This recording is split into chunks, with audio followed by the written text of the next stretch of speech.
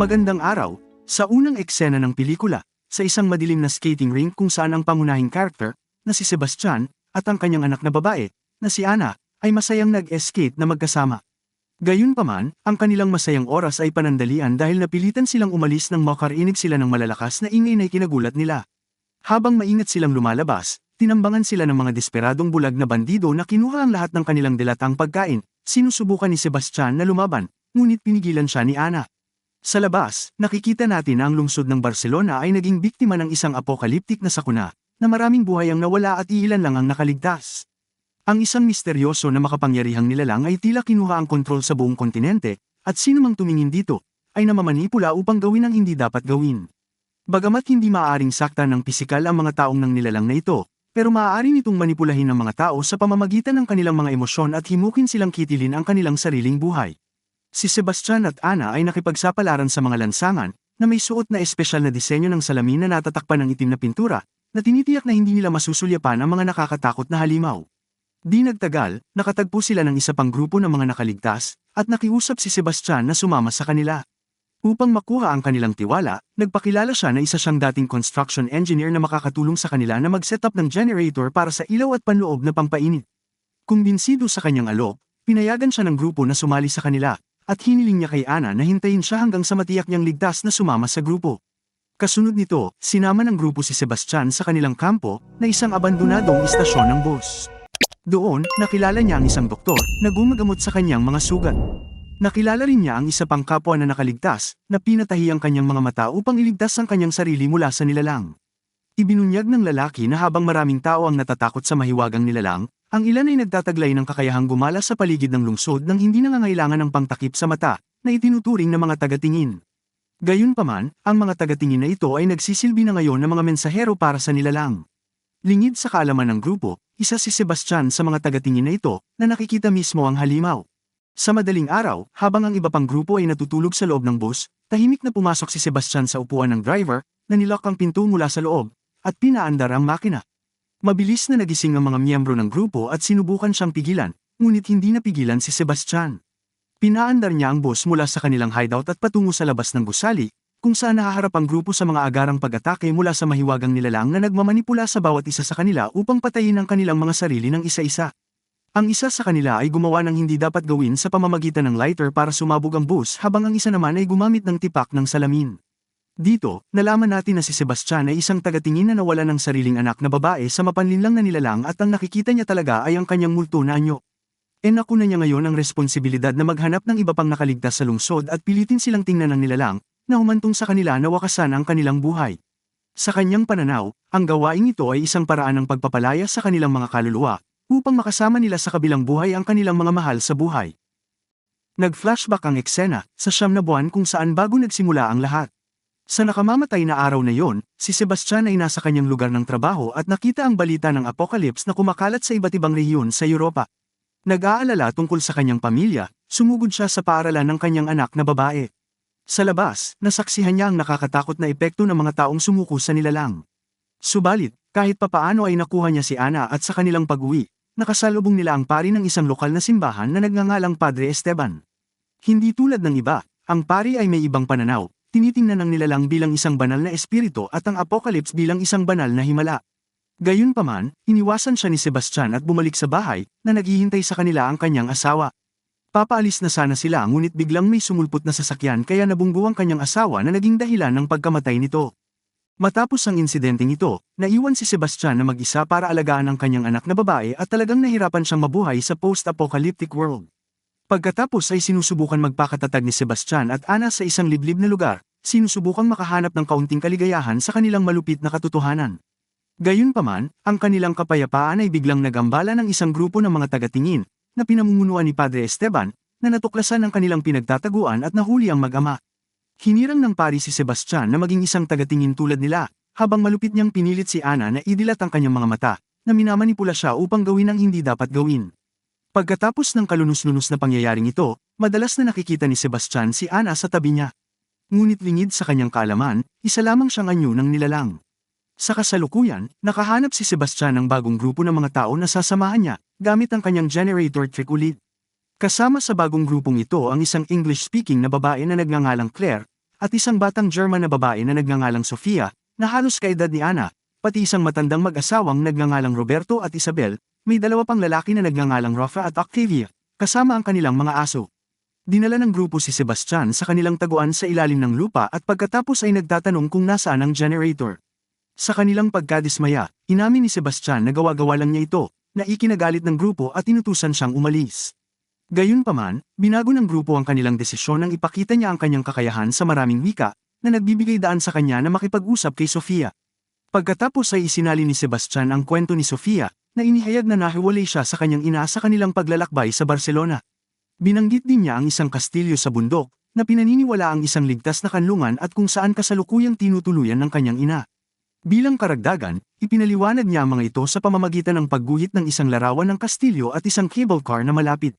Sa susunod na eksena, hinikayat ng tusong si Sebastian ang grupo na magtungo sa kastilyo ng bundok. Pinakialaman din niya ang mga tali ng aso upang madaling masira ang mga ito.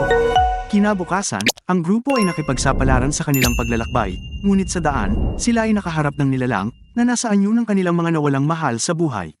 Dahil dito lumilikha ng kaguluhan at pagkagambala, at ang mga aso ay kumawala sa kanilang mga tali at tumakas. Nang tanggalin ni Rafa ang kanyang takip sa mata upang habulin sila, nakita niya ang nilalang at napilitang siya wakasan ang kanyang buhay. Sa gitna ng kaguluhan, nakagat din si Roberto ng isa sa mga aso. Sa pagkabigla nila sa nangyari, ang iba pang miyembro ng grupo ay nagtago sa isang apartment na isinara ang lahat ng mga pinto at bintana bago tanggalin ang kanilang mga blindfold.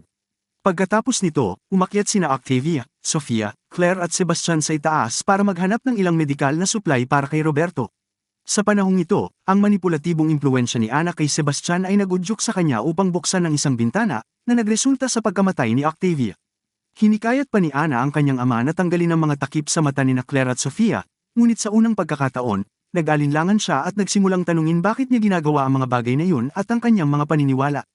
Pagkaraan ng ilang sandali, ang grupo ay nagpatuloy sa kanilang paglalakbay patungo sa kastilyo ng bundok. Paglabas nila, bigla silang nakita ng ibang tagatingin at hinabol sila ng isang grupo, na pinipilit silang tumakbo para sa kanilang buhay. Nakalulungkot, naiwan sina Roberto at Isabel habang naghahabulan. Nakiusap si Claire kay Sebastian na bumalik at iligtas sila, ngunit pinilit niyang akayin ang grupo sa isang kalapit na bahay. Dahil dito, nagtinginan ang matandang mag-asawa at naghalikan sa huling pagkakataon bago mamatay. Sa loob ng bahay, inilabas ni Claire ang kanyang galit kay Sebastian, na tinawag itong makasarili dahil sa pag-abandona sa nakatatandang mag-asawa. Di nagtagal, nalaman niya na si Sebastian ay isa ring tagatingin at sa makatuwid, nagpa siya na ilayo ang sarili sa kanya. Sinubukan ni Sebastian na magpaliwanag sa kanya, na pinapaliwanag na tunay na gusto niyang tulungan sila, ngunit ang kanyang mga paliwanag ay hindi pinapakinggan ng babae. Sa gitna ng talakayang ito, nagpapatuloy ang impluwensya ni Anna, na humihimok sa kanya na palayain ang kanilang kaluluwa, tulad ng ginagawa niya noon.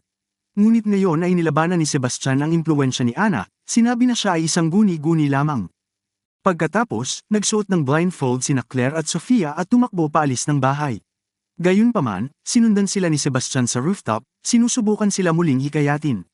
Kahit papaano, ay nagawa niyang ibalik ang mga ito sa loob at isiniwalat ang tungkol sa kanyang anak na kasama ang impluwensya nito sa kanya. Pagkatapos ay talagang ipinahayag niya ang kanyang pagnanais na tulungan sila. Maya-maya lang ay naputol ang kanilang pag-uusap nang makita nilang papalapit si Padre Esteban at ang kanyang mga tagasunod. Bilang isang tagatingin, ginabayan ni Sebastian sina Claire at Sofia palabas ng gusali. Sa kanilang pagtakas, ang kanilang daan ay naharang ng isa sa mga tagasunod ng pari na nakakita kay Sebastian bilang isang taksil at umatake sa kanya. Sinubukan niyang dukitin ang mga mata nito, na sinasabing hindi siya karapat-dapat na makakita. Isang matinding away ang naganap sa kanilang dalawa, ngunit kahit papaano ay nagawa siyang maitulak ni Sebastian palabas ng gusali. Kasunod ng matinding habulan, dinala ni Sebastian sina Claire at Sofia sa isang kotse at nagmaneho patungo sa isang mataas na tore na nilagyan ng mga cable car na patungo sa kastilyo ng bundok. Sa gitna nito, nagpapatuloy ang walang katapusan na pagtugis ng pari at ng kanyang mga tagasunod. Pagdating sa tore, inutusan ni Sebastian si Claire na kunin si Sofia at magpatuloy habang nagpasya siyang manatili sa likod upang pigilan si Padre Esteban. Kasunod nito, sina Claire at Sofia ay nagsimulang umakyat sa hagdan patungo sa tuktok ng tore ngunit sa isang punto, natapakan niya ang sirang hagdan, na halos maging sanhi ng pagkahulog ni Sofia. Mabuti na lang at nahawakan siya ni Claire ng mahigpit at hinila pataas bago ipagpatuloy ang kanilang pag-akyat. Nag-aalala para sa kanilang kaligtasan at sa karagdagang paraan, nagpasya si Claire na tanggalin ang kanyang blindfold sa ilang sandali. Sa kalaunan, ang dalawa ay nakapasok sa loob ng control room sa itaas para lamang matuklasan na ang mga cable car ay kasalukuyang hindi nagagamit. Nakita ni Claire ang isang malaking kampana at pinatunog ito, matagumpay na na-activate ang mga cable car. Gayunpaman, ang panginginig ng tunog mula sa kampana ay umaakit din sa atensyon ng nilalang. Habang dahan-dahan itong lumalapit sa kanila, nagsimulang manginig ang paligid, kasama na ang mga cable car. Desperadong sinusubukan nitong akitin sina Claire at Sofia sa pamamagitan ng paggaya sa mga boses ng kanilang mga mahal sa buhay, ngunit ang dalawa ay determinado na lumalaban sa tukso at ligtas na sumakay sa isa sa mga cable car, na tinahak ang daan patungo sa kastilyo ng bundok nang hindi nasasaktan. Sa kabilang banda, nagawa ni Sebastian na saksakin ng bakal ang pari, ngunit nagtamo rin siya ng kritikal na pinsala sa proseso. Parehong lalaki ang sumuko sa kanilang mga sugat, ngunit si Sebastian, sa kanyang mga huling sandali, ikinatuwa niya na makitang ligtas ang pag-alis ni Claire at Sofia sa kastilyo ng bundok. Pagdating sa kastilyo, napansin ng dalawa na ang buong lugar ay naging sariling komunidad, na may mga tauhan ng militar na nagpapanatili ng seguridad. Lumilitaw na ang kastilyo ay naging isang self-sufficient sanctuary para sa karamihan ng mga nakaligtas sa Barcelona. Di nagtagal pagkatapos ng kanilang pagdating, nakita natin ang isang emosyonal na muling pagsasama ni Sofia at ng kanyang ina. Pagkatapos, dinala si Claire sa isang laboratorio, kung saan ang ilang mga opisyal ay nagsasagawa ng mga pagsusuri sa dugo niya. Nagtataka tungkol sa layunin ng mga test na ito, nagtanong siya, at ipinaliwanag ng isa sa mga opisyal na nagsasagawa sila ng mga pagsusuri na ito upang makahanap ng isang sign ng kemikal, isang pagbabagong epigenetic, na maaaring makatulong sa kanila na makilala ang mga palatandaan ng matinding stress at mga partikular na emosyon na tina-target ng nilalang. Inihayag din ng opisyal na sa ilang bihirang kaso, ang mga individual na nakaranas ng matinding stress at trauma ay sumasailalim sa pagbabago sa kanilang DNA, na nagiging immune sa mga epekto ng nilalang. Ipinapaliwanag nito kung paano naging tagatingin si Sebastian, pagkatapos ng pagkawala ng kanyang anak na babae, sa halip na manipulahin. Bukod pa rito, isiniwalat nila na ang kanilang mga pagsisikap na bumuo ng isang bakuna laban sa mga halimaw, gamit ang dugo mula sa isang nakuna na tagatingin. Sa huling eksena, ang mga researcher ay makikita na isinasagawa ang kanilang eksperimento sa pamamagitan ng pag-inject ng isang epigenetic antibody sa mga daga at paglalagay sa kanilang mga kulungan sa loob ng isang selyadong silid.